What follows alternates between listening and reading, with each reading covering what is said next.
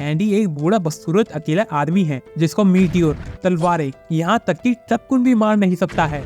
दूसरी ओर फूको नाम की एक लड़की है जिसके पास 2 बड़ी फुटबॉल है और ये किसी को भी छूकर मार सकती है। जब ये दोनों मिलेंगे तो क्या होगा, चलिए देखते हैं। कहानी 2 अलग अलग सीन से शुरू होती है। एक सीन में एक छोटी बच्ची उड़ते हुए प्लेन को अलविदा कहती है और दूसरे सीन में एक लड़का और लड़की बर्फ में खेल रहे होते हैं। पहले सीन में छोटी लड़की देखती है कि बर्फ गिरनी शुरू हो गई है, लेकिन तभी प्लेन में आग लग जाती है और वो फट जाता है। दूसरे सीन में बंदा बंदी टपाटप कर रहे होते हैं, पप्पी झप्पी करते हैं और मर जाते हैं। और ये वन पीस की कहानी का आखिरी सीन था। फिर हम फूको को उसकी 2 बड़ी फुटबॉल और उसकी फेवरेट मांगा के साथ देखते हैं, जिसने अभी अभी वन पीस का फाइनल चैप्टर फिनिश किया है और वो मांगा पढ़ने के बाद चलती हुई ट्रेन से गले लगने के लिए कूदने वाली है। वो अपना जीवन खत्म करने के लिए तैयार है। अचानक एक बॉडी बिल्डर फूको को उन फुटबॉलों के साथ वहाँ खड़े होने के खतरे के बारे में चेतावनी देता है, पर फूको उसको बकवास बंद करने के लिए कहती है और बताती है कि वो प्यार में पड़ना चाहती है और उसके शरीर में एक प्रॉब्लम है जिसकी वजह से वो ऐसा कभी नहीं कर पाएगी।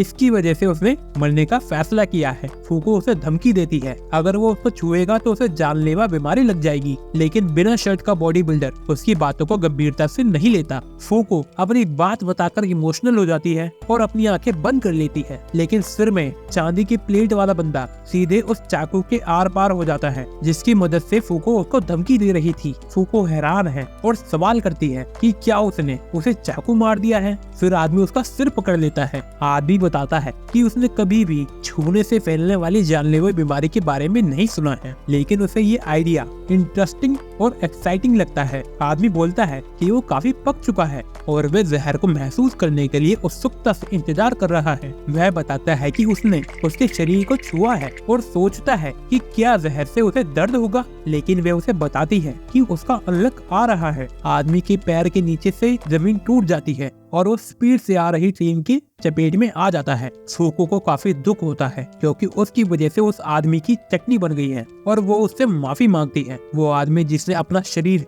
खो दिया है फिर भी उत्सुक है। बोलता है कि फूको ने जिस बीमारी का बहाना किया था वो दूसरों की रक्षा के लिए था। हैरान होकर फूको देखती है कि ये आदमी अपने खून का इस्तेमाल करके अपने सिर को चला रहा है और अपने शरीर को पूरी तरह से पहले जैसा करता है। आदमी फूको से मिलकर काफी खुश है, लेकिन फूको इतनी हैरान है कि वो उस पर ध्यान नहीं देती। घबराहट में वो उसे ज़ॉम्बी कहती है और एक मुक्का मार के उसके फ्यूचर में पैदा होने वाले बच्चों को मार देती है। अब उसे अपने कंचों की सर्जरी करवानी पड़ेगी। फूको उसी घंटी बजाने के बाद भाग जाती है, पर आदमी काफी तेज है और तेजी से अपनी एबिलिटी का उपयोग करके वो अपने शरीर को आगे बढ़ाता है और उसे पकड़ लेता है, पर बोलता है कि वो अनडेड है। पुलिस के करीब आते ही वो वहाँ से भाग जाते हैं। वह फूको को कसके पकड़ने के लिए बोलता है, पर एंडी तो नंगा पुंगा है, तो एक ही चीज बचती है पकड़ने के लिए। समझ जाओ कि वो क्या कसके पकड़ने वाली है।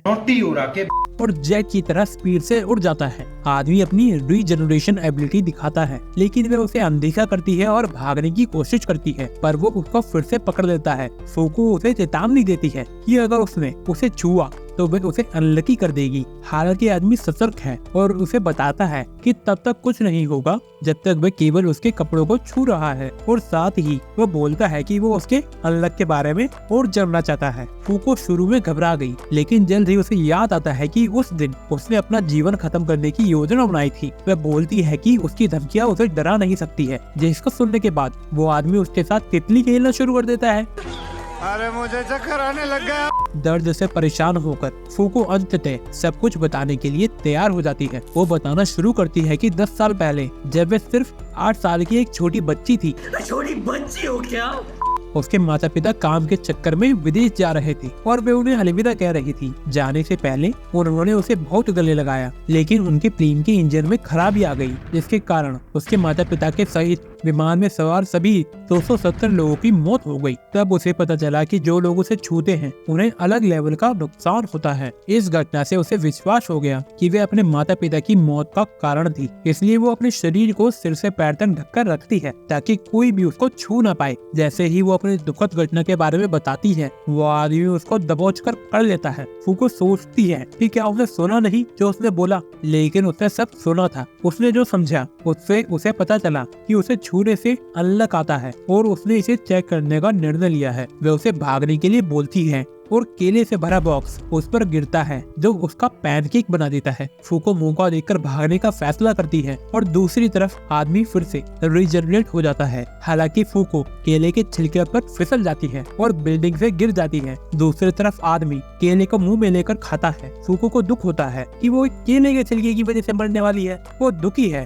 क्योंकि वो अपने जीवन में कभी भी कुछ भी नहीं कर पाई। तभी उसकी पसंदीदा मांगा उसकी जेब से गिर जाती है और वो प्रार्थना करती है कि उसका जीवन इस तरह से खत्म ना हो। तभी वो आदमी उसकी गति को कम करने के लिए अपनी असामान्य एबिलिटी का इस्तेमाल करता है और उसे बचाने के लिए आता है। वह उसकी मृत्यु को रोकने के लिए कुछ भी करने को तैयार है क्योंकि उसको मानना है कि उसे वो ताकत मिल जाएगी जो उसे असली मौत देगी। वो बताता है कि वो जानता है कि उसने एक रूल को छुपाने की कोशिश की थी और उसका गोल उस अनलॉक को बाहर निकालना है जिससे उसको उसके लंबे और बेकार जीवन से छुटकारा मिल सके। वो एक बार फिर उड़ान भरने के लिए अपनी एबिलिटी का उपयोग करता है और बोलता है कि वो उसके ठिकाने पर जा रहे हैं जहाँ पर वो उसके अनलॉक के बारे में और जानकारी हासिल करेगा। हालांकि कोई उन पर नजर रखे हुए है। काले सूट वाला आदमी बोलता है कि वो खून की मशीन उसके ठिकाने की ओर जा रहा है, एक नई ब्रीड के साथ। उसको भी पकड़ने को बोला जाता है जैसे ही उसकी एबिलिटी का पता चल जाता है। अपने ठिकाने पर वापस आकर आदमी को पता चलता है कि वो फूको को जितनी देर तक पकड़ता है उसका अनलॉक भी उतना ही बड़ा होता है। वो सरफेस एरिया को भी चेक करना चाहता है, इसलिए वो फूको को अपने कपड़े उतारने के लिए बोलता है। अभी मजा आएगा ना भिड़ो।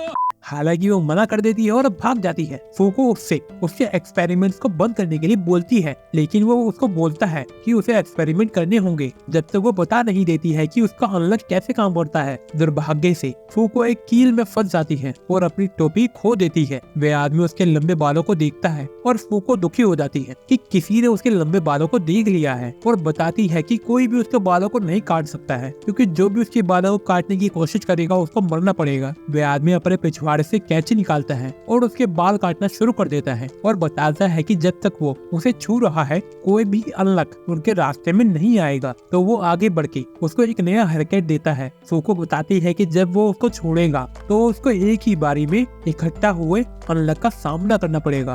फूको उसके छोड़ने के बाद जो उसके साथ होगा उसकी चिंता करती है, लेकिन वो कॉन्फिडेंटली घोषणा करता है कि वो अनडेड है। हैरानी की बात ये है कि वो एक स्टाइलिस्ट हुआ करता था और वो उसके बाल काटने का काम जल्दी ही फिनिश कर देता है। फूको डरती है लेकिन अंततः देखती है और ये देखकर उसको राहत मिलती है कि उसके बाल काटते टाइम उसके साथ कोई भी हादसा नहीं हुआ। फूको उसे थैंक यू बोलती है। अनडेड काफी ज्यादा उत्साहित है और बोलता है कि उसने उसे लगातार 15 मिनट तक पकड़ कर रखा था और उसे उम्मीद है कि अगला अनलॉक बहुत बड़ा होगा। फूको को पता नहीं है कि क्या होगा, लेकिन अचानक आदमी का सिर कट जाता है। सर जिसने काटा है वो वही ब्लैक सूट वाले लोग हैं जो उन पे नजर रखे हुए थे और वो बंदे फूको को धन्यवाद बोलते हैं अनडेड का ध्यान भटकाने के लिए। इससे पहले कि वो बताता कि वो कौन है, वो अनडेड को एक कैप्सूल में डाल देता है। जब फूको को हथकड़ी लगाई जाती है तो वे हैरान हो जाती है और समझ जाती है कि ये काले सूट वाले उसके साथ नहीं हैं और काले सूट वाले उसके इतने भोले होने पर उस पर हंसते हैं। उन्होंने उसे समझाया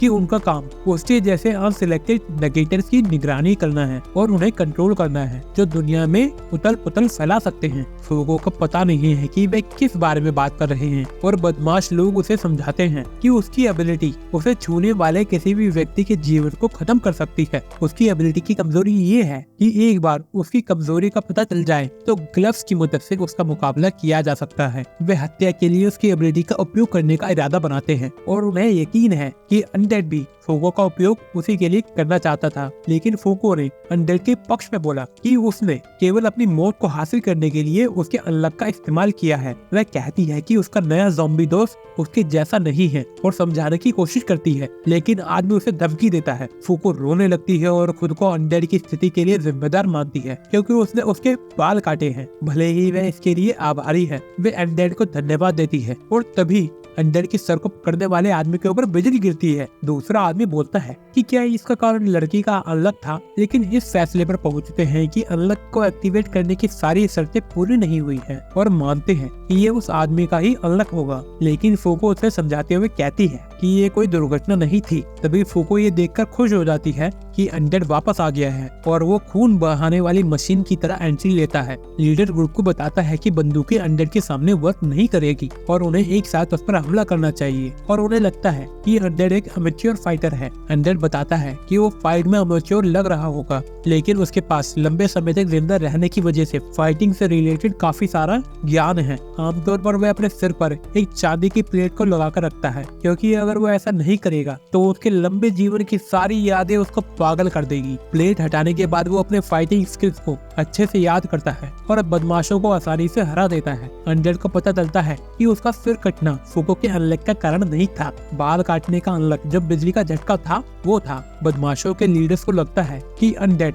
जितना उन्होंने सोचा था उससे कहीं ज्यादा होशियार है। अनडेड के लंबे जीवन से हासिल किए गए उसके स्किल्स ही उसका हथियार हैं, इसलिए वो फूको को मारने की धमकी देता है और अनडेड से उसका सिर मांगता है। फूको को लगता है कि इससे कुछ नहीं होगा, लेकिन बदमाश को पता है कि अनडेड फूको के लिए कुछ भी कर सकता है। अनडेड को दुख होता है कि बदमाश उससे नहीं लड़ेगा और वह अपना सिर अलग करना शुरू कर देता है। फूको उसे रोकने के लिए भाषण देती है, लेकिन अनडेड उसकी नहीं सुनता और अपना सिर अलग कर देता है। अनडेड फूको को बता देता है कि उसे उसकी भावनाओं की परवाह नहीं है। उन्होंने पूरे दिन बहुत अच्छा टाइम बिताया और सुझाव देता है कि अगर वो फ्यूचर में कभी मिले तो उन्हें फिर से एक साथ पार्टी करनी होगी। अनडेड अपना सिर आदमी को देता है और उसकी बॉडी गायब हो जाती है। इस बीच फूको ये सोचना शुरू कर देती है कि वो कैसे बहुत बुरे वाले अनलक को ट्रिगर कर सकती है। वो खुद को बदमाश के चंगुल से मुक्त करती है, लेकिन अपनी योजना की सफलता के बारे में पूरी तरह से कॉन्फिडेंट नहीं है। फूको ने अनडेड की सर को गाल पर एक पप्पी देने के लिए हवा में छलांग लगाई, जिससे बदमाश को हैरानी होती है कि उसने ऐसा क्यों किया।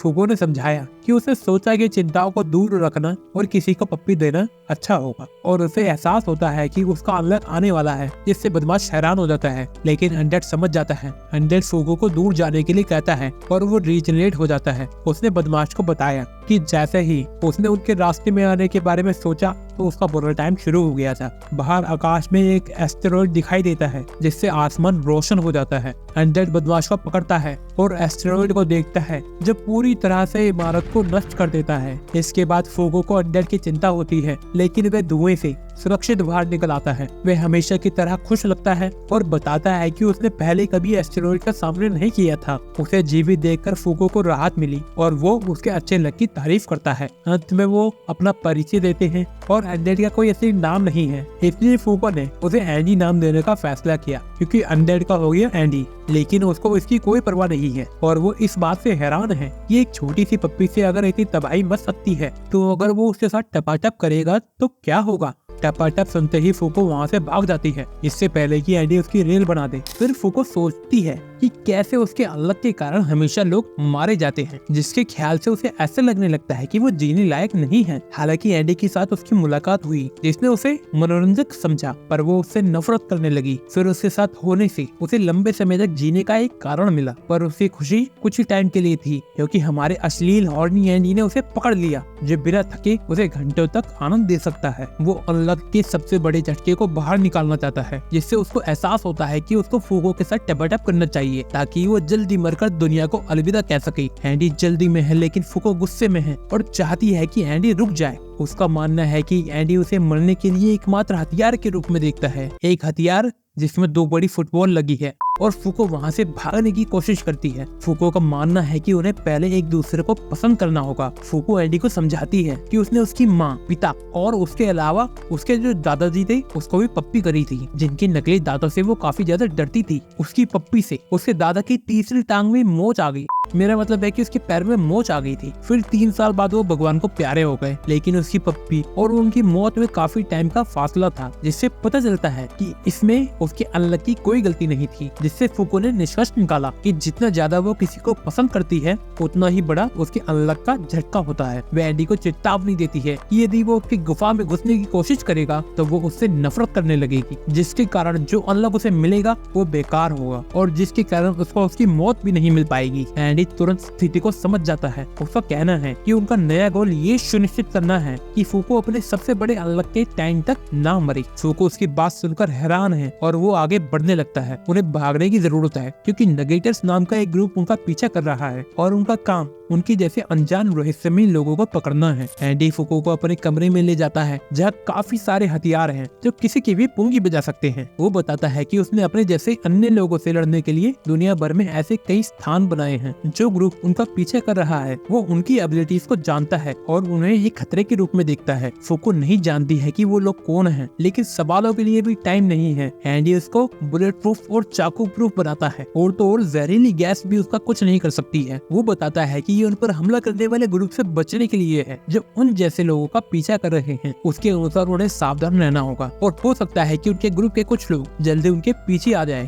फुको को लगता है कि उनके एस्टेरॉइड वाले स्टंट से वो डर गए होंगे, लेकिन एंडी का मानना है कि ऐसा नहीं हो सकता है। नेगेटर्स के नाम से फेमस ग्रुप काफी ताकतवर है और इसमें ऐसे व्यक्ति शामिल है जो दुनिया के नियम को बेकार कर देते हैं। ऑर्गेनाइजेशन को उनकी अनलक और अनडेड एबिलिटी के बारे में सब कुछ पता है, लेकिन ऑर्गेनाइजेशन के मेंबर्स की एबिलिटी उनके लिए एक रहस्य बनी हुई है। वो उनके सामने कुछ नहीं कर सकते हैं। इसलिए एडी ने फैसला किया है कि उन्हें भागना ही होगा। उसने बताया कि 50 साल पहले उन नेगेटर्स ने उसे पकड़ लिया था और उसके साथ बहुत बुरा किया। उन्होंने उसके शरीर पर लगातार एक्सपेरिमेंट किए और उसने पूरे 10 साल उस लैब में बिताए। एडी इस बात के बारे में सोचता है कि अगर ऑर्गेनाइजेशन फुको को पकड़ लेती है तो वे उसके साथ क्या करेगी। ये सोचकर ही रोंगटे खड़े हो जाते हैं कि उसके अनलक की पहेली को सुलझाने के लिए कितनी सारी जिंदगियों का बलिदान दिया जाएगा। एंडी अपनी बेकार सी कल्पना के साथ सोचकर बोलता है कि वे फुको के शरीर के कुछ हिस्सों को काटकर चेक करेंगी कि क्या उसका अनलक उससे अलग हुए बॉडी पार्ट्स के जरिए भी काम करेगा। ये सारी डरावनी बातें सुनकर फुको तुरंत एंडी के साथ भागने के लिए तैयार हो जाती है। वो तेजी से आगे बढ़ते हैं उनकी सुंदर मोटरसाइकिल पर और एंडी दिखाता है कि स्थिति कैसी भी हो वो खुश रह सकता है। उनके पास कोई क्लियर डेस्टिनेशन नहीं है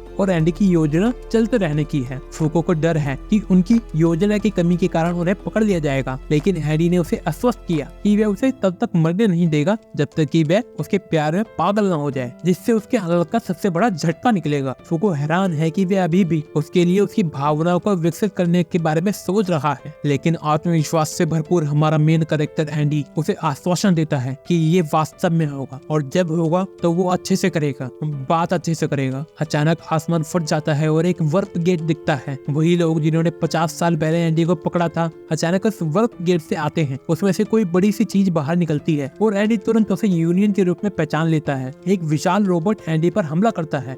फुको एंडी के पास जाने की कोशिश करती है, लेकिन उसे किसी ने रोक दिया, जिसे पता है कि वो एंडी को पसंद करती है। फुको अपने पैरों को हिला नहीं पा रही है और वो डॉगी स्टाइल पोजीशन में फंस जाती है। पहले एंडी और अभी ये नया बंदा सब फुको की रेल बनाने में लगे पड़े हैं यार।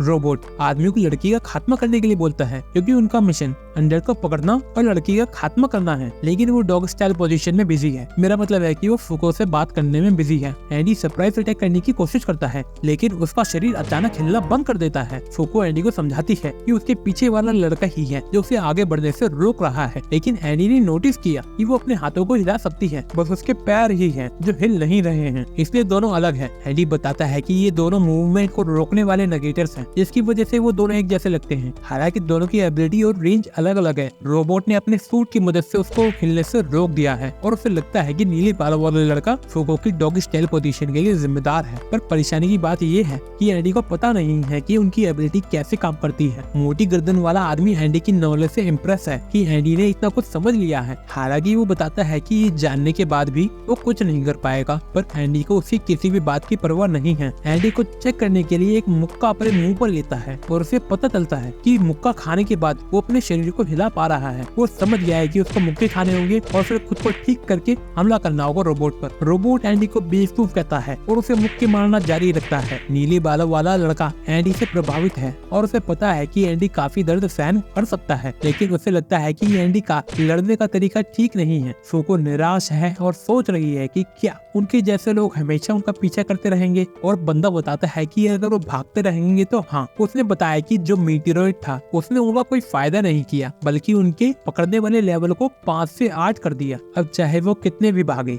जब तक वो पकड़े नहीं जाते हैं उनके पीछे लोग लगे रहेंगे। फुको ये सुनकर हैरान हो जाती है और पूछती है कि वो भी तो नेगेटर है, तो उनका पीछा क्यों नहीं किया जाता जैसे एंडी और उसका पीछा किया जा रहा है। तभी रोबोट अपने मुक्के की ताकत को बढ़ाने के लिए बूस्टर्स का उपयोग करता है, जिससे एंडी का सिर उसकी खोपड़ी से अलग हो जाता है। मोटी गर्दन वाला आदमी फुको की जिज्ञासा को देखकर खुश होता है। वो अपना नाम शेन बताता है और रोबोट उसे फुको के सवालों का जवाब देना बंद करने के लिए कहता है, पर शेन का मानना है कि उसे सारी इंफॉर्मेशन होनी चाहिए। इसलिए वो बताता है कि यूनियन नाम का एक ग्रुप है जिसमें 10 मेंबर हैं जो अजीब और खतरनाक चीजों को ढूंढ के उनको कंट्रोल करते। यूनियन ज्वाइन करने के बाद नेगेटर्स के पीछे तब तक कोई नहीं लगता है जब तक वो अपना मिशन अच्छे से पूरा करते हैं। मेंबर्स बनने के लिए उन्हें कुछ टेस्ट पास करने होंगे। फुको उनके साथ ज्वाइन करके सेफ होने के लिए एक्साइटेड है, लेकिन रोबोट उसे धमकी देता है कि कोई सीट खाली नहीं है। जब तक कोई वैकेंसी नहीं होती है, टीम जैसी है वैसी रहेगी। कोई भी नेगेटर जो मेंबर नहीं है उसे यूएमए माना जाएगा, जो दुनिया के लिए खतरा है। रोबोट फुको का खात्मा करने ही वाला होता है, लेकिन एडी उसे बचा लेता है। उसने सब कुछ सुन लिया है और एडी ने फैसला किया है कि वो शिकार बनने की बजाय शिकार दल में शामिल होगा। वो उत्साहित है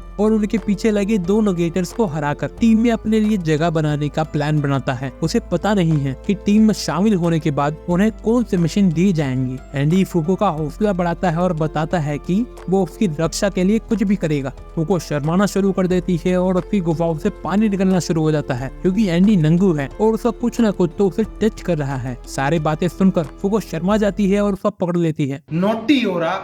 मेरा मतलब है कि उसकी छाती पर हाथ रखती है। वो कुछ और छूना चाहती थी, लेकिन इससे एनीमे 18+ हो जाता है, इसलिए उसने बस छाती को छुआ। रोबोट बोलता है कि लड़की ने नंगे आदमी का पकड़ लिया है, लेकिन शेन बताता है कि बस उसने उसकी छाती को टच करा, इसलिए अनलक बहुत बड़ा नहीं होगा। खुद को एडी से दूर करने के बाद फुको बताती है कि उसका अनलक आ रहा है और वो काफी बड़ा होगा। वो बोलती है कि बड़े अनलक का मतलब ये नहीं है कि वो एंडी को प्यार करने लगी है, बस वो उसकी इज्जत करती है। रोबोट शेन को लड़की के पीछे जाने के लिए कहता है, लेकिन वो उसके ऑर्डर्स नहीं मानता। फुको अपनी भावनाओं को बताना जारी रखती है, जबकि एंडी अनलकी घटना के लिए तैयार है। वो एक बार फिर कहती है कि उसे एंडी से प्यार नहीं हुआ है। तभी ट्रॉकुन अचानक एंट्री लेता है और एंडी दोनों बदमाशों से कहता है कि अब उनके जाने का टाइम आ गया है। एक धमाका होता है, लेकिन दोनों बदमाश बच जाते हैं और एंडी उन्हें अपने पीछे लगा लेता है। वो बताता है कि जब उनके जैसे नेगेटर्स का सामना करना होता है तो ये पता लगाना जरूरी है कि वो क्या नेगेट कर रहे हैं। एंडी ने अपने छोटे से दिमाग का इस्तेमाल करके पता लगा लिया है कि जब रोबोट हमला करने वाला होता है तो वो अपने सामने वाले की बॉडी को हिलने से रोक देता है, जिससे वो उसके हमले से नहीं बच पाता है। इसलिए उसकी एबिलिटी है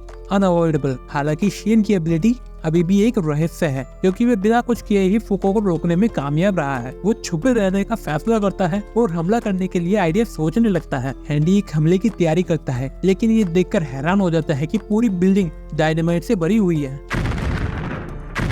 रोबोट फुको से परेशान हो जाता है और कहता है कि उसकी अनलक की एबिलिटी उनके लिए डिजास्टर है। जब तक उन्हें पता न चले कि क्या होने वाला है, वो एंडी का खात्मा करने का फैसला करते हैं, लेकिन एंडी उसको पीछे से धप्पा करता है। एंडी उसे उसके हाथ को घर ले जाने के लिए कहता है, क्योंकि उसके शरीर के हिस्से 30 सेकंड बाद गायब हो जाते हैं। एंडी अपनी उंगली काट कर अपने अगले हमले के लिए तैयार हो जाता है। वो रोबोट को अलविदा कहता है और उसकी उंगली गोली की तरह उसके सर के आर पार हो जाती है। एंडी इस एबिलिटी को पार्ट्स बुलेट कहता है। वो अपनी रीजनरेशन एबिलिटी से अपने बॉडी पार्ट्स को शूट कर सकता है। दुर्भाग्य से रोबोट एंडी की रीजनरेशन एबिलिटी से बच नहीं पाया। शेन वहां आता है, रोबोट की डिस्ट्रक्शन को देखकर हैरान हो जाता है। शेन एंडी की फाइटिंग एबिलिटी से इम्प्रेस हो जाता है। एंडी से बोलता है कि अगला नंबर उसका है, लेकिन शेन ने उसे बताया कि उसने टीम में अपना स्थान सुरक्षित कर लिया है। एंडी कहता है कि उसने अभी अभी फुको के लिए टीम में जगह पक्की की है, लेकिन उसे अभी भी अपने लिए एक जगह की जरूरत है। शेन लड़ाई के लिए तैयार है और एंडी सोचने लगता है कि उसकी एबिलिटी कैसे काम करती है। एंडी इसका पता लगाने के लिए तैयार है, चाहे उसको कितनी भी बार मरना पड़े। एंडी अपने राइट वाले पैर से शेन पर हमला करता है, लेकिन उसे हैरानी होती है कि उसने लेफ्ट वाले पैर से हमला किया है।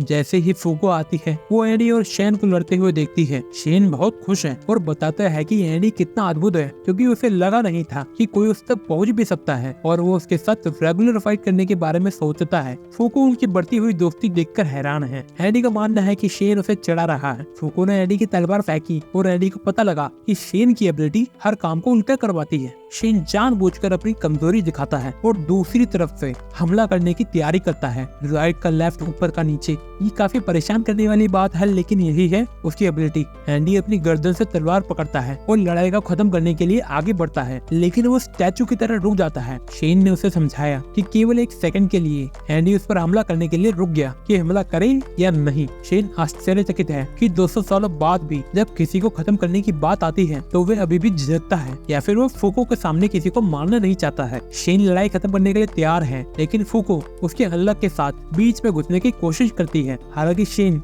आसानी से उससे बच जाता है। शेन अपनी एबिलिटी को गुप्त रखता है और बोलता है कि वो भाग नहीं पाएंगे और छुप भी नहीं पाएंगे, क्योंकि उसकी एबिलिटी उनके गहरे मन के अंदर काम करती है। एंडी फूको को बीच में कूदने के लिए डांटता है, लेकिन वो सिर्फ मदद करना चाहती थी। शेन पूछता है कि उनमें से किसी टीम में शामिल होना है और एंडी तुरंत फूको को चुनता है। वो टेस्टिंग के लिए लैब में जाने के लिए तैयार है, लेकिन फूको उसे अतीत की याद दिलाती है और सवाल करती है कि वो खुद को एक बार फिर से क्यों फंसा रहा है। अगर वो चाहे तो वो उसमें फंसा सकता है।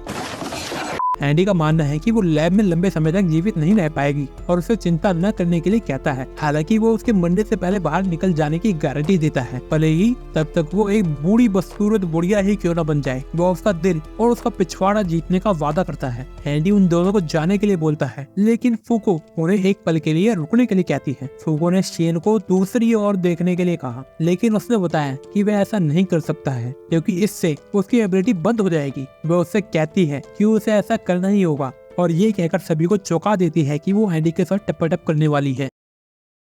एंडी उसे याद दिलाता है कि उसे पहले उसके प्यार में पड़ना होगा, लेकिन फूको ने जवाब दिया कि उसके शरीर में कुछ गड़बड़ है और उसने कभी रोमांस का अनुभव नहीं किया है। उसे पता नहीं है कि उसके मन में उसके लिए भावनाएं बनी हैं या नहीं, लेकिन वो ऐसा व्यक्ति है जो उसके लिए लड़ने के लिए तैयार है, भले ही इससे उसे चोट लगे। इसलिए वो उसे पीछे नहीं छोड़ सकती है, बिना उस चीज का सेक्रीफाइस किए जो उसको उसके लंबे और बोरिंग जीवन से छुटकारा दिला सकती है। वो उसे सॉरी बोलती है क्योंकि वो इसके अलावा कुछ नहीं कर सकती है। दूसरी तरफ ये सब देखकर शेन की हंसी निकल जाती है। शेन को ये जानकर आश्चर्य हुआ कि एक ही दिन में वो दोनों कितने करीब आ गए हैं। उनकी जोड़ी इतनी मजबूत है कि शेन का मानना है कि उन दोनों को अलग करना एक गलत बात होगी। शेन एक सौदा करने के लिए तैयार है। वो उनसे अपनी टीम के किसी मेंबर्स को मरवा देगा और बदले में वो उन दोनों की बात करेगा बाकी टीम मेंबर से। लेक बिलाक में 3 दिनों में एक लाल टाई और एक निशानी के साथ एक टीम का सदस्य एक यूएमए की जाँच करेगा। यदि वो इस मेंबर को खत्म कर देते हैं तो उनका काम हो जाएगा। जाने से पहले वो उन्हें चेतावनी देता है कि उनकी यात्रा में अभी भी कुछ लोग उनका पीछा करेंगे। वो उनकी सुरक्षा की कामना करता है और आशा करता है कि वो बाद में फिर से मिलेंगे। फूको उसकी दया से हैरान है और एंडी बताता है कि ये उसके चालाक मन की वजह से है। फूको एंडी को आश्वासन देती है कि वो अपने ऑफर के बारे में गंभीर है,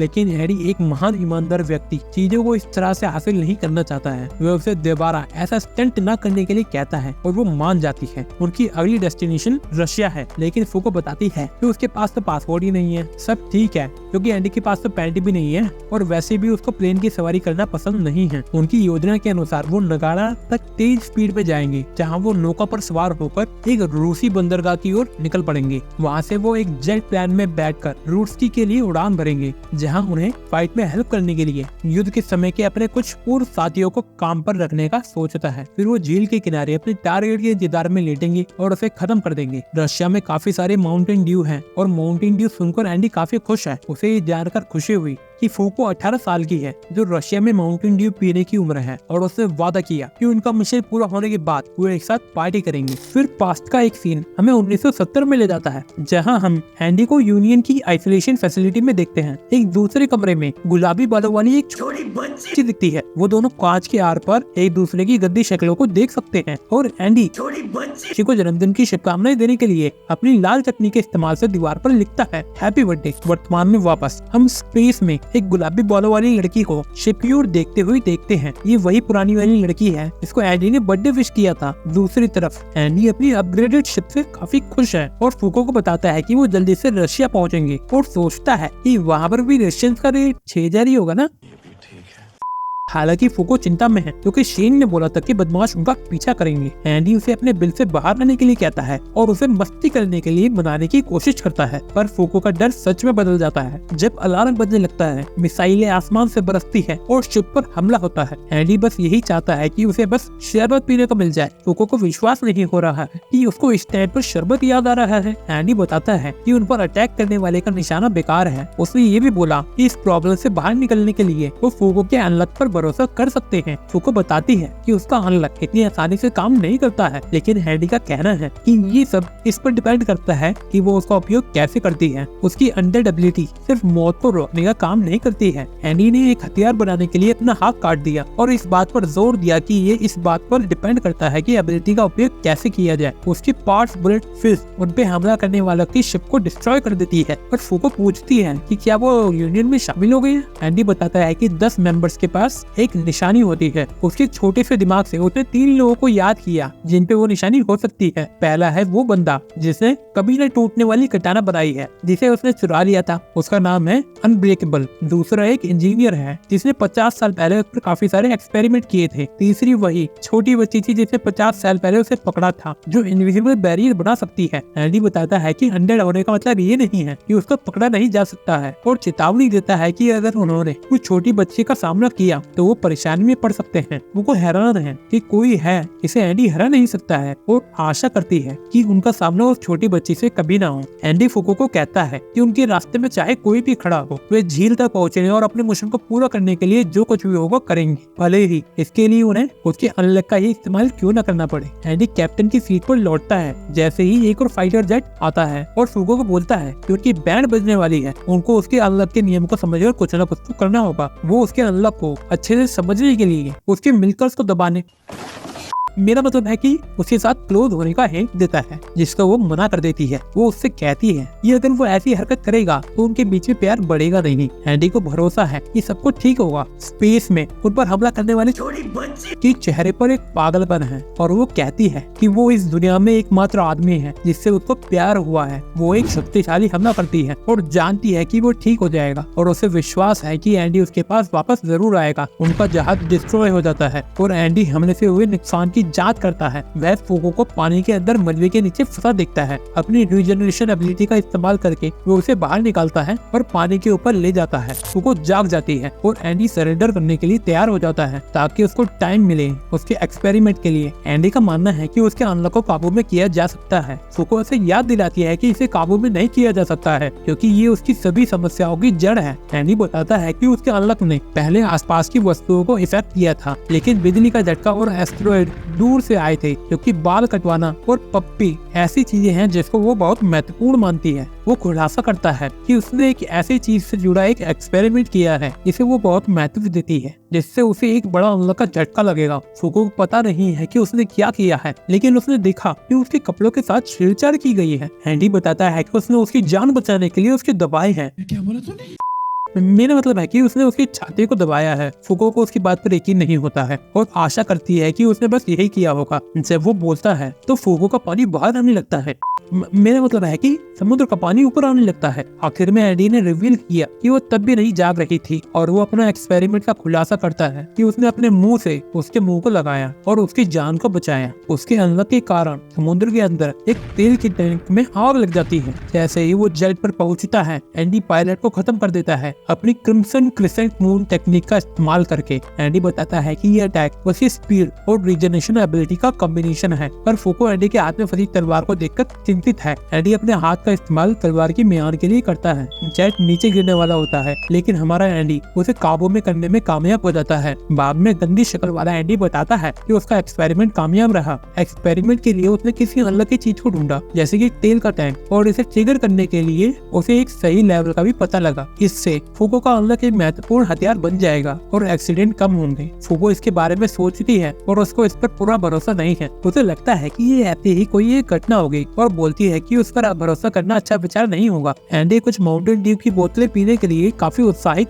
और सकारात्मक है, जिससे फूको को हैरानी होती है क्योंकि उनका लक्ष्य तो कुछ और है। कुछ टाइम बाद जेट अपने आप फटने के लिए तैयार हो जाता है और उल्टी गिनती चालू हो जाती है, जिससे एंडी फूको के साथ जेट से बाहर निकल जाता है। उनकी चोरी पकड़ी गई है। आसमान से गिरती टाइम फूको को डर लगता है, पर एंडी के पास उसके पुराने टाइम की कुछ टेक्निक है। वो उस टेक्निक का नाम 5 पॉइंट लैंडिंग बताता है। एंडी ने पहले अपने पैरों का इस्तेमाल करा, फिर उसकी पिंडलियों के किनारों का, उसके बाद उसके पिछवाड़े की हड्डी का, फिर उसकी पीठ का। फूको को हड्डियों के टूटने की आवाज से अजीब सा लगता है, लेकिन एंडी के नजरिए से देखें तो ये एक सफल लैंडिंग थी। पर वो जानता है कि आगे चलकर फूको के अंदर भी उसको लैंडिंग करनी है। एंडी फूको को सावधान रहने के लिए बोलता है, क्योंकि उनका टारगेट आसपास ही हो सकता है। हालांकि जब फूको की नजर झील पर पड़ती है तो वो पूरी तरह से मंत्रमुग्ध हो जाते हैं। ऑर्गेनाइजेशन के मेंबर जांच करने के लिए झील के आसपास ही होंगे, जो कि लॉजिकल है, क्योंकि ये अनजान लोगों के छिपने की एक अच्छी जगह है। फूको इस दृश्य से आश्चर्यचकित है और बोलती है कि वो हमेशा से घर में बंद ही रही थी, क्योंकि उसके टच से ही लोगों की जान चली जाती थी। ये उसकी पहली विदेश यात्रा है, इसलिए एंडी ने आइडिया दिया कि वो नजारे के मजे ले और उसे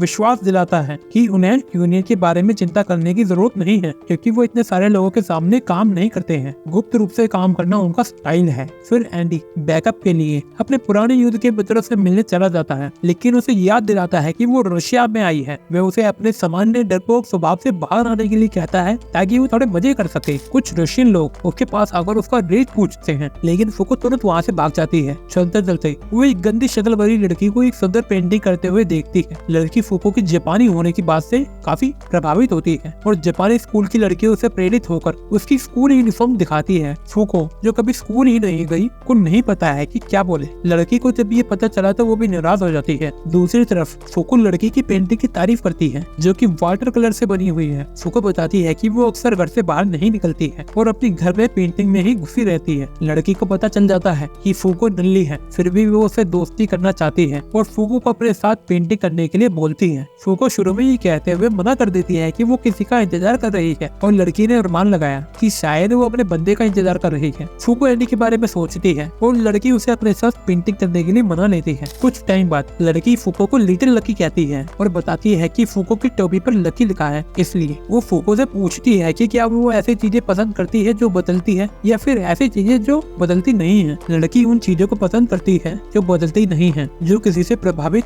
या फिर कंट्रोल भी नहीं होती है। वो पेंटिंग से प्यार करती है, क्योंकि ये बदलते दुनिया को एक न बदलने वाले चित्र के रूप में पेश करती है। फूको को समझ नहीं आता और वो कहती है कि उसे सोचने के लिए टाइम चाहिए। लड़की समझ जाती है और बोलती है कि पेंटिंग चालू रखते हैं। फिर घंटों बीत गए और फूको ने आखिरकार अपनी पेंटिंग पूरी कर ली है, लेकिन वो इसे दिखाने में बहुत शर्मा रही है। वो उम्मीद करती है कि लड़की हंसे ना, क्योंकि उसने पेंटिंग में कुछ चीजें जोड़ी है, लेकिन लड़की उसे आश्वस्त करती है कि कला पूरी तरह से आजादी के साथ होती है। फूको उसे पेंटिंग दिखाती है और लड़की उसे देखकर निशब्द हो जाती है। वो पेंटिंग में चंद्रमा के चारों ओर चमकने वाली चीजों के बारे में पूछती है। फूको बताती है कि चंदा मामा और सूरज के अलावा स्पेस में कुछ भी नहीं है, और उसे लगता है कि चंदा मामा वहाँ अकेले हैं, इसलिए उसने उसके लिए कुछ दोस्तों को बनाया है। लड़की फूको की बात से प्रभावित है और इस बात से सहमत है कि रात का आकाश कितना अकेला हो जाता है। फूको ने फिर उसके पहले वाले सवाल का जवाब दिया और बोला कि लंबे समय तक वे बदल नहीं सकी और जीवन इतना कठिनाइयों से भरा था कि वो मरना चाहती थी। हालांकि 4 दिन पहले उसकी मुलाकात एक टर्की आदमी से हुई और तब से सारी चीजें केओटिक हो गई हैं, जिसमें बम का फटना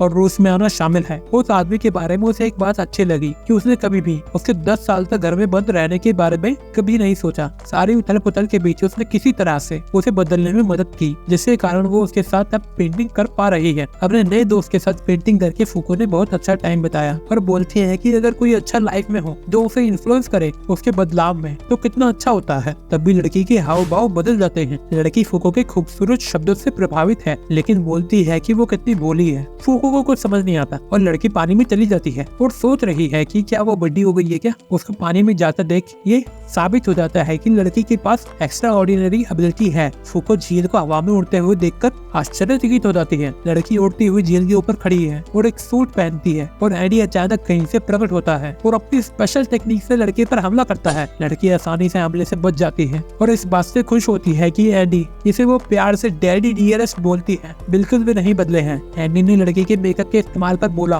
कि पूरा पाउडर ही मुंह में ठूस लिया लगता है और वो उसका नाम जीना बताता है। लड़की अपने मेकअप की तारीफ सुनकर खुश नहीं दिख रही है। दूसरी तरफ एडी एक और सफल 5 पॉइंट लैंडिंग करता है, लेकिन फूको उसे गंभीर होने के लिए कहती है। वो सवाल करती है कि क्या जीना ही वही लड़की है जिसके बारे में उसने बताया था, और एंडी बोलता है कि हाँ, वही वो लड़की है जिसने 50 साल पहले उसका पकड़ा था। मेरा मतलब उसे पकड़ा था। जीना ने अपनी टोपी मंगवाई और अपने हेडक्वार्टर में इन्फॉर्म करा कि स्कैन पूरा होने तक वे अपने दोस्तों के साथ टाइम बिताएगी। वह सीढ़ियां बनाने के लिए अपनी एबिलिटी का इस्तेमाल करती है और बोलती है कि बॉस ने उसे बताया है और वो जानती है कि ऑर्गेनाइजेशन में शामिल होने के लिए वो उसको मारना चाहते हैं। फिर भी वह अपने दोस्तों डैडी डियरेस्ट और लिटिल लकी से कहती है कि ये इतना आसान नहीं होगा। कहीं और शेन उस आनंद के बारे में सोचता है जो उसे अनडेड से फाइट करने के बाद मिला है। उसकी चेली और स्टूडेंट जो भी है वो उसे अच्छे से ध्यान करने के लिए बोलती है और वो उसे बताती है कि जीना अनडेड से फाइट करने वाली है। शेन उन दोनों के बारे में काफी कुछ जान गया है और उसे विश्वास है कि वह अपने सामने आने वाले किसी भी चुनौती को समाप्त कर देगी। झील पर वापस फूको एंडी पर चढ़ती है और जीना अपने प्यारे डैडी की ओर दौड़ती है क्योंकि काफी टाइम हो गया है जब उन्होंने एक दूसरे को आखिरी बार देखा था। एंडी अपने हाथ से अपनी तलवार निकालता है और जीना पर अपने खून से हमला करता है। उसका हमला उसे काटने में सफल नहीं हुआ और जीना हैरान है कि 40 साल के बाद उनकी पहली मुलाकात पर वो उसको काटना चाहता है। फूको पूछती है कि क्या जीना वही है जिसे 50 साल पहले एंडी को पकड़ा था और जीना बोलती है कि उसने केवल उसका पकड़ा नहीं था बल्कि उसको सुपरवाइज करा था जब वो उनके साथ था। फूको आश्चर्यचकित है क्योंकि वे दोनों एक ही उम्र के लगते हैं, जिससे जीना शर्माने लगती है। हालांकि एंडी बताता है कि जीना 16 साल की थी जब उसने उसको पकड़ा था, जिसका मतलब है कि अब वो 66 साल की बुढ़ी है। लेकिन जीना उसे चुप करने के लिए अपनी एबिलिटी का इस्तेमाल करती है। जीना बताती है कि वो अंदर से 16 साल की ही है और अपनी एबिलिटी से एंडी को उसका चेहरा काटने के लिए मजबूर करती है। जीना एक अजीब सी हरकत करती है और एंडी के कटे हुए चेहरे को चूमने की कोशिश करती है, लेकिन वो गायब हो जाता है। एंडी को एहसास होता है कि कोई इनविजिबल चीज उसके मुंह को बंद कर रही है, इसलिए उसे इससे निपटने के लिए एक प्लान बनाना होगा। जीना इस बात से चिढ़ती जा रही है कि लिटिल लकी एंडी से कितना चिपक रही है और वो बताती है कि वो एंडी का स्वाद चखने वाली पहली लड़की है। मेरा मतलब है कि एंडी से प्यार करने वाली पहली लड़की है। फिर उसकी गीली हो जाती है आंखें और वो बताती है कि वो एंडी से कैसे मिले थे। वो शिकारी थी और एंडी उसका शिकार। जब उसने उसको पकड़ा तो टीम में कोई खाली जगह नहीं थी, इसलिए उसको एक कोठरी में बंद कर दिया गया। उसने एंडी से उसे पकड़ने के लिए माफी मांगी, पर एंडी गुस्सा नहीं है क्योंकि उसने उसकी अच्छी से बैंड बजाई थी और उसे सही ढंग से पकड़ा। एंडी बताता है कि जेल की कोठरी में अपने आप को खत्म करने के काफी तरीके हैं, इससे उसकी अनडेड एबिलिटी को चेक करने में काफी मदद होगी। उसने उसे वादा किया कि एक बार भागने में सफल हो जाएगा तब वो उसकी अच्छे से पिटाई करेगा। जीना उसको बहुत सम्मान करती है, लेकिन 10 साल बाद वे उसे एक शब्द बोले बिना ही भाग गया। हालांकि 40 सालों तक वो गायब रहा और उसके बारे में पता तब लगा जब वो फूको से मिला। जीना अपनी बकलोली जारी रखती है और एंडी उस पर कुछ ग्रेनेड सेकता है। उसे कुछ नहीं होता और वो गुस्सा है क्योंकि शेन अनडेड से पहले मिला जबकि वो मिलना चाहती थी पहले। जीना पूरी तरह से सुरक्षित है और बताती है कि वो अनडेड का सामना करने वाली पहली व्यक्ति बनना चाहती थी। हालांकि वे इस बात से नाराज है कि शेन उससे लड़ने पहले आया। शेन को उसे बताना चाहिए था जब उसको अनडेड के बारे में पता लगा, पर वो लड़ाई का भूखा युद्ध लड़ने के लिए अकेले ही निकल गया। वो वॉइड को अपने साथ लाने के लिए शेन को धन्यवाद देती है क्योंकि उसकी मौत से एंडी के लिए टीम में एक जगह खाली हो गई है। एंडी ने अचानक एक फ्लैश बैंग का यूज किया और जीना की ओर बढ़ा, लेकिन उसने अपना बैरियर बनाए रखा। जीना के हमले से बचने के लिए एंडी को अपना पैर काटना पड़ा, जिससे वो रॉकेट की तरह उड़ गया और फूको बोलती है कि उसको भाग जाना चाहिए। एंडी भागने के बारे में नहीं सोच रहा है, बल्कि उसका ध्यान जीना की एबिलिटी के बारे में जानकारी इकट्ठा करना है। फूको एंडी के दोस्तों के बारे में पूछती है, लेकिन वह दुखी होकर बताता है कि वो सभी मर चुके हैं। एंडी चिंतित फूको को शांत होने के लिए कहता है और उससे वादा करता है कि वो ये जानने में जरूर कामयाब होगा कि जीना की एबिलिटी क्या नेगेट करती है। एंडी ने नोटिस किया है कि जीना ने झील को सॉलिड बनाया है और अपनी मानसिक ताकत से उसे हवा में उठाया। इससे पता चलता है कि वो इनविजिबल दीवारें और सीढ़ियां बना सकती है। इससे ये भी पता चलता है कि वो चीजों को हार्ड कर सकती है और एंडी सोचता है कि क्या वो उसको हार्ड कर सकती है। अश्लील है ये लौंडा। लेकिन इस जानकारी से उसे कुछ पता नहीं चलता। एंडी अपनी फिंगर बुलेट तकनीक का इस्तेमाल करता है और उसकी उंगलियां जीना तक नहीं पहुंची और जीना उसे आधे में काटने के लिए अपनी स्पिनिंग हेड का इस्तेमाल करती है। लेकिन एंडी टोपी में कुछ नोटिस करता है। जीना बोलती है कि अगर एंडी फूको के बारे में इतना चिंतित नहीं होता तो आसानी से उसके हमले से बच जाता। और उसका मानना है कि अगर फूको पहले ही मर गई होती तो उनकी लड़ाई मजेदार होती। उसने ये भी खुलासा किया कि उन पर जो पहले स्पेस से हमला हुआ था उसके पीछे भी वही थी। एंडी जब हिल नहीं पा रहा है, वो भाग भी नहीं सकता है। उसे एहसास होता है कि वो जीना से दूर नहीं जा पाएगा। जीना चाहती है कि एंडी फूको की मदद करना छोड़ दे। हालांकि एंडी उसके बीच में बोलता है कि चाहे भाग्य हो या नहीं, फूको उसकी है। फूको लाल टमाटर की तरह लाल हो जाती है और एंडी बोलता है कि वो उसे तब तक नहीं मरने देगा जब तक वह उसके साथ कर नहीं लेता है। जीना एंडी से भी ज्यादा पागलपन दिखाती आती है और उसके सिर को अपने कब्जे में करने के लिए बोलती है, जैसे उसने 50 साल पहले किया था, और फिर वो उसे हमेशा के लिए अपना बना लेगी। एडी एक चाल चलने की तैयारी करता है और चिंतित फूको को बताता है कि उसको पता लग गया है कि जीना क्या नेगेट करती है। उसने अपने मुंह में एक ग्रेनेड ठूसा और अपनी गर्दन काट कर पार्ट बुलेट हेड से अपने सिर को आसमान की ओर फेंक कर दोनों लड़कियों को हैरान कर दिया। वो तुरंत अपने पूरे शरीर को रीजनरेट करता है और ग्रेनेड की वजह से उसका शरीर फट जाता है। दोनों लड़कियां हैरान हैं क्योंकि एंडी ने अपने शरीर को उड़ा दिया है, जिससे आसमान से लाल चटनी की बारिश होने लगती है। एंडी बताता है कि जीना की एबिलिटी किसी वस्तु के रूप में चेंज को नेगेट करती है और उसके सभी इनविजिबल हमले हवा में चेंज को नेगेट कर रहे हैं। लाल चटनी से लथपथ उसे उसकी एबिलिटी के बारे में अच्छे से पता लग गया है। फूको एंडी की कटी हुई मुंडी को पकड़ती है और वो बताता है कि जीना की एबिलिटी का नाम है अनचेंज। हालांकि जीना बोलती है कि वो ये जानने के बाद भी कुछ नहीं कर पाएंगे। हालांकि एंडी बताता है कि वो अकेला नहीं है और वो फूको की शर्ट के अंदर रीजनरेट होता है। जीना बोलती है कि अगर वो उसके पकड़ में आ जाएगा तो वो बच नहीं पाएगा। एंडी को एहसास होता है कि वे सीधे जीना तक नहीं पहुंच सकता है, लेकिन उसका मानना है कि कोई ना कोई तरीका तो होगा। वे फूको को उस पर फैलने और जितना हो सके उतना चिपकने के लिए बोलता है। हालांकि फूको के फैलने से जीना नाराज हो जाती है और उसे पब्लिक एरिया में ये सब न करने के लिए बोलती है। उसका मानना है कि फूको ने अपने बड़े खरबूजों से उसके डैडी हेडेड को बहकाया है। वह समझ नहीं पा रही है कि एडी इतनी कमजोर और नन्ही लड़की को अपने साथ क्यों रखता है। जीना गुस्से में बोलती है कि फूको उसके खरबूजों की शेप को बना के नहीं रख पाएगी और आगे चल के वो लटक जाएंगी, लेकिन उसकी अनचेंजेबिलिटी के कारण उसको कोई प्रॉब्लम नहीं होगी। एडी ने जीना की बात को झूठ बोला और बताया कि वो केवल बाहर की चीजों को चेंज कर सकती है। नेगेटर दो तरह के होते हैं, सेल्फ टारगेटिंग नेगेटर्स जो अपनी ताकत का इस्तेमाल खुद पर कर सकते हैं और एक्सटर्नल टारगेटिंग नेगेटर जो खुद के अलावा किसी और को अफेक्ट करते हैं। जीना ये कहने की कोशिश करती है कि वो एक सेल्फ टारगेटिंग नेगेटर है और प्रूफ के रूप में वो अपनी जवानी दिखाती है। एंडी को शांति नहीं है और वो बताता है कि उसने 2-3 किलो मेकअप लगा रखा है खुद को जवान दिखाने के लिए, पर वो अपने शरीर के लटके हुए हिस्सों को छुपा नहीं सकती है। एंडी बताता है कि उसकी एबिलिटी जीवी चीजों को छोड़कर हर चीज पर काम करती है। गुस्से में जीना एंडी के पैर काट देती है, लेकिन इससे उसे कोई परेशानी नहीं होती क्योंकि वो अपनी चटनी का इस्तेमाल करके चल सकता है। एंडी उसे और उकसाता है और सोचता है कि उसके इनविजिबल हाथ को जनरेट होने में टाइम लगता है। असली चुनौती ये है कि उसके बैरियर को कैसे तोड़ा जाए। फूको इस बात से आश्चर्यचकित है कि कैसे एंडी के पास एडवांटेज है और उसने जीना के बारे में भी काफी इन्फॉर्मेशन निकाल ली है, जो परेशान दिख रही है, लेकिन दौड़ने की बजाय आराम से उसके पास आ रही है। एंडी जीना तक पहुंचने का तरीका पता लगाने के लिए अपनी पार्टनर को धन्यवाद देता है और वो फूको के अनलॉक को ट्रिगर करने के बारे में सोचता है, लेकिन इनविजिबल बैरियर उनको रोकता है। जीना बताती है कि वो ऑर्गेनाइजेशन की जांच के बीच में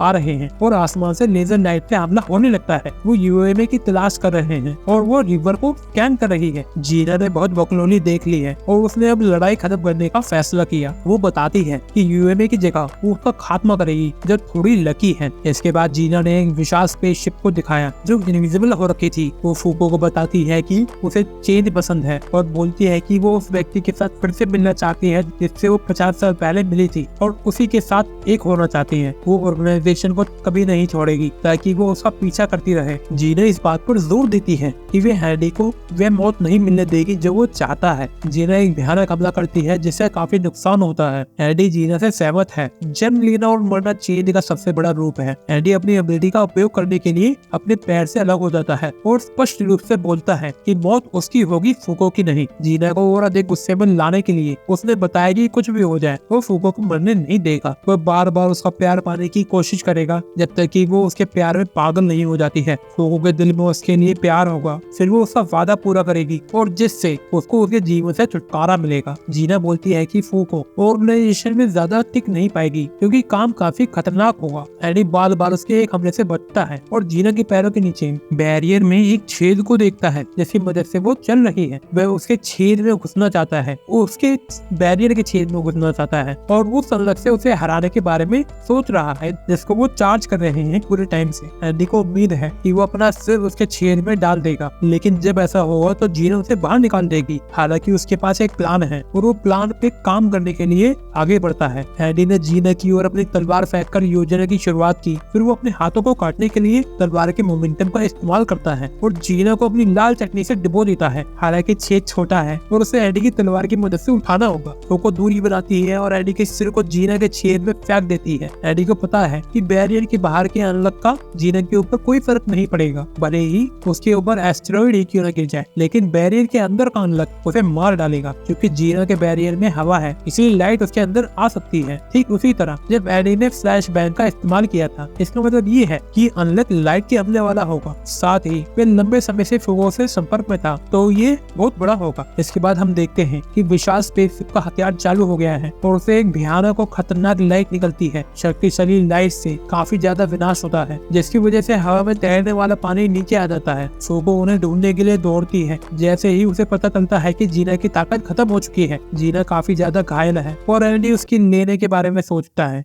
अच्छा, उसकी जान लेने के बारे में सोचता है। हालांकि जीना ने अपने भाग्य को स्वीकार कर लिया है और एडी ने उसको खत्म नहीं करने का फैसला किया क्योंकि उसके पास ज्यादा टाइम नहीं बचा है। जीना चेंज की अपनी इच्छा को बताती है और दुनिया में चेंज को रोकने के लिए अपने जीवन के मिशन पर विचार करती है। उसने कई लोगों को पकड़कर उनकी जान ली है, लेकिन उसके बावजूद भी कुछ नहीं बदला, न ही दुनिया न ही वो खुद। जीना के अकॉर्डिंग ये उसका मिशन था, लेकिन अब वो सोचती है ये सब बकलोली थी। शादी करके बच्चे पैदा करने चाहिए थे उसको। वो फूको की पेंटिंग को खूबसूरत मानती है। उससे उसे वो चीजें देखने को मिली जिसके बारे में वो सोच भी नहीं सकती थी, लेकिन उसने कुछ ऐसी चीजें देखी थी जिसके बारे में हम बात नहीं कर सकते हैं। जीना की हालत खराब होती जा रही है और वे उनको वहाँ से जाने के लिए कहती है क्योंकि बुढ़ापे को रोकने वाला इफेक्ट खत्म होने वाला है और वे अपनी बदसूरत से भी गंदी बुढ़ी शक्ल को उनको नहीं दिखाना चाहती है, जिसको सुनकर एडी बोलता है कि उसकी शक्ल पहले से ही जैसी है, अब इससे ज्यादा क्या ही खराब होगी।